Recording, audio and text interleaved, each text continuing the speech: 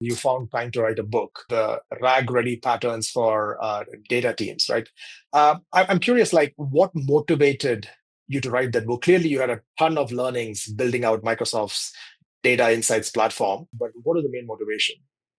Yeah, no, I think in many ways, we wanted to write, and my fellow architect and colleagues are part of this book as well. We wanted to write a lived experience book, grounded in building something at a Microsoft scale that we Hmm. thought many companies would find it useful. Because I think, Hmm. in the RAG, we call it RAG ready data platform and patterns that we identified and we saw, but it was more than just the code.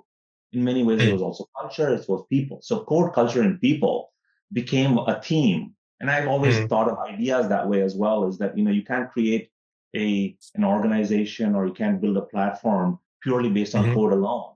You had to Hmm. make sure you understood the culture, you had to understand the people. And so we thought we had a lot of lived experience insights that we thought would benefit the larger community. And we saw that like every time when we build on Azure and we build on Fabric, all of those capabilities that exist in Microsoft.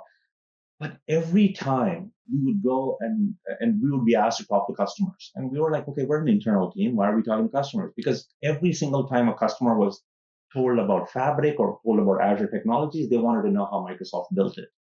So we started going and explaining our lived experiences, and we saw a bunch of enterprises struggling with the same things that we struggle. So then Hmm. we thought, let's do a scaled version of our insights to the Hmm. world in a way that could be consumed.